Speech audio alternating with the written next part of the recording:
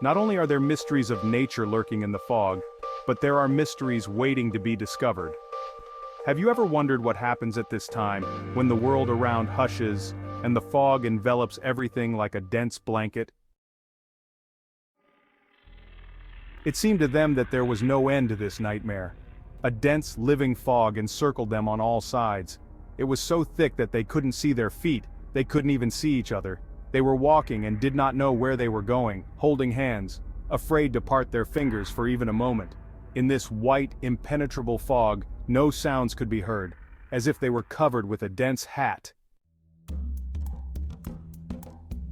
And then suddenly she heard a voice. "Daughter, why aren't you home? We're waiting, we're worried, and she's wandering around." The voice belonged to her mother. "Mom?" In the voice of the girl heard surprise mixed with fear. "It can't be! Come on, daughter, let's go home, everyone is waiting for you." The girl felt the guy's hand squeezed her palm harder. She didn't hear his voice, only felt it. Suddenly the fog was cut through by a bright light hitting her directly in the eyes. The fog suddenly disappeared. A truck was rapidly approaching her. Another moment, and eternal darkness covered her. "It's all your fault," Lolita said. "You ruined my weekend. I have to clean up this mess all by myself, and you're just going to show up ready to go?" Daria, Lola's own sister, grinned wryly. "Not a bad idea, but no. You're the reason my date broke up." The girl was angry. "A man gets off the hook, it's all because of you. Everything always happens because of you, and my parents are dead because of you. Shut up! Shut your mouth!" Dasha yelled back. A second more and she would have hit her little sister. Lola did shut up, glaring at her sister from the sidelines. Such clashes between them happened all the time. On this Friday evening, Daria was driving down a country highway toward the village they had both grown up in, as well as their parents. Their distant relative, her father's elderly aunt, also lived in the village. The girls needed to tidy up the house, clean it, paint where necessary. They decided to sell the house and split the money. Both of them had lived in the city for a long time in their own apartments. Their parents had earned good money and bought their daughters apartments, but they lived in the city themselves. One day Daria became ill right on the street. Some passers-by called an ambulance. The girl had peritonitis, an urgent operation. The mother, as if sensing, began to call her daughter. The phone was picked up by a nurse, explained the situation. The parents hastily gathered and left for the city. The younger Lolita was at sea at the time. On the way, there was a terrible accident involving several cars. Both parents died at once. Dasha was not told the news about her parents at once. She was after the operation. Lola rushed to the hospital. That's when Daria learned everything. For many years Dasha developed a sense of guilt, although in fact, she is not to blame. With her sister they had always had cool relations, and after that they completely spoiled.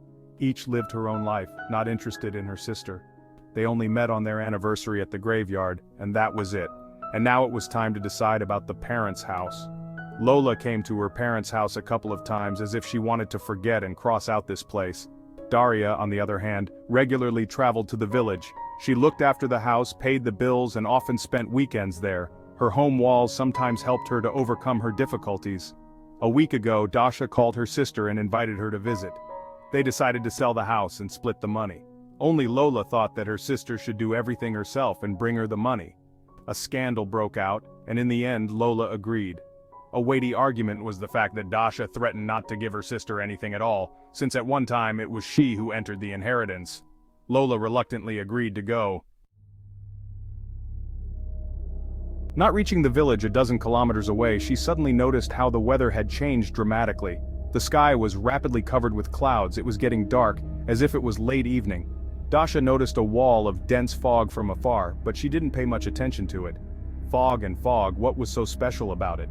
What's wrong with the weather?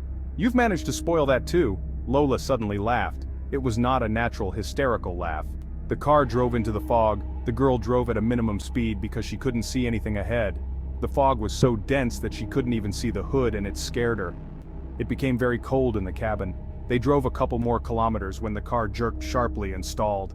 Dasha tried to start the car for several minutes, but without success. "So? Are we going to sit here for long?" Lola asked unhappily. "The car won't start," said Dasha calmly. "I don't know what's wrong with it. I don't know anything about engines. We need to get out. Maybe someone will be passing by and will help." Lola silently got out of the car and leaned against it.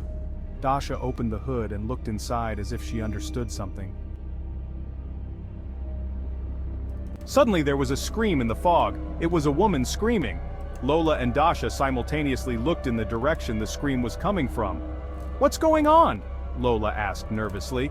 "I don't know," Daria said indifferently. They both listened, but there were no other sounds. "How long are we going to stay here?" "Until someone stops. I'm leaving. I'm sick of this."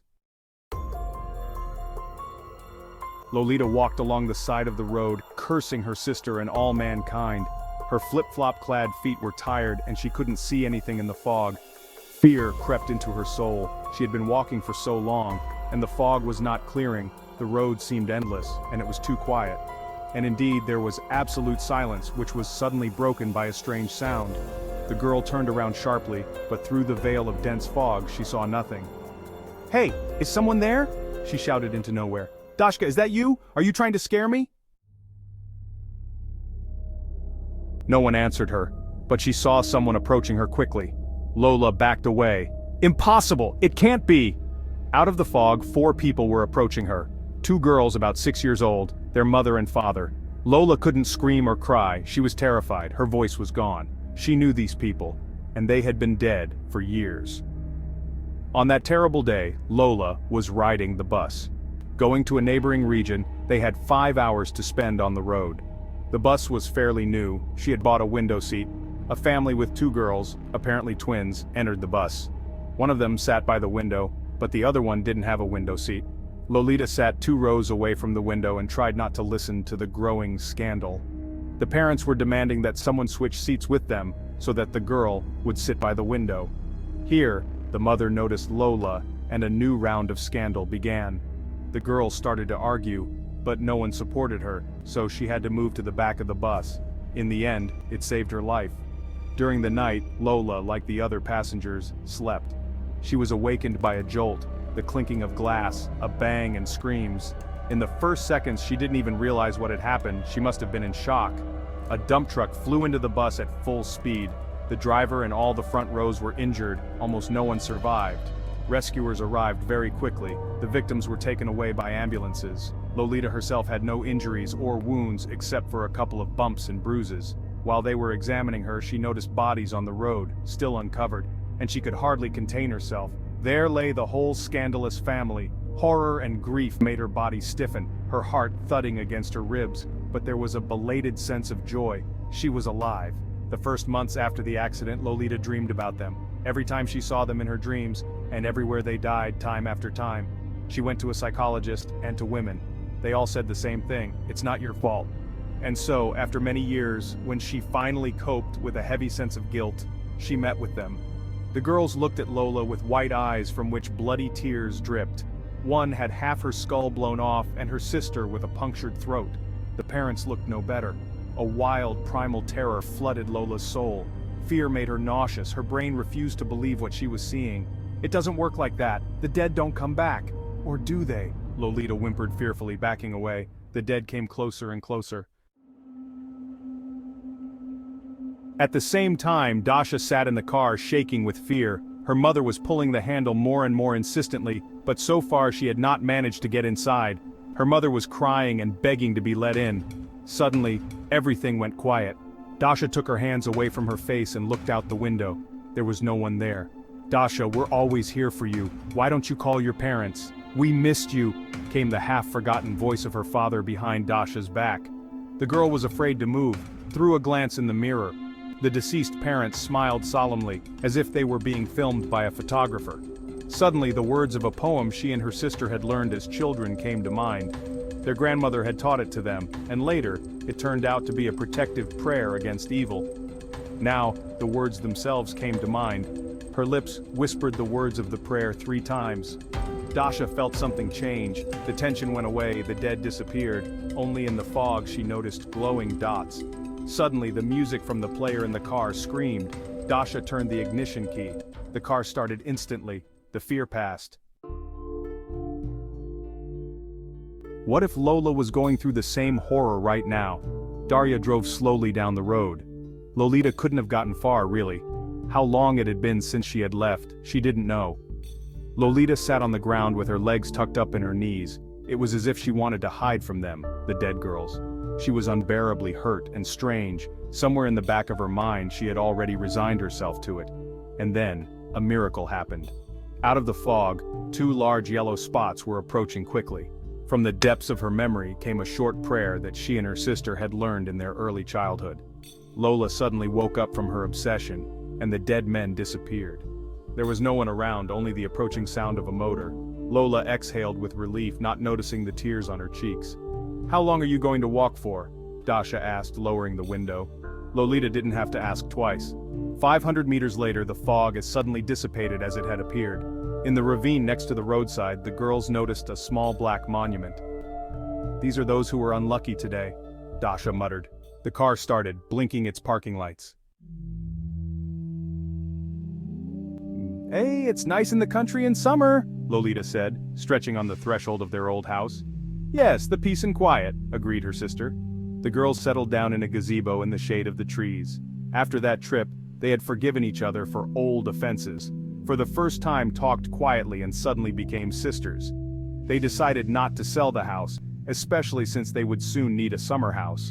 Lola returned to the city a few days later and met that guy. Soon they began to meet, and after a couple of months, Lolita married the man of her dreams.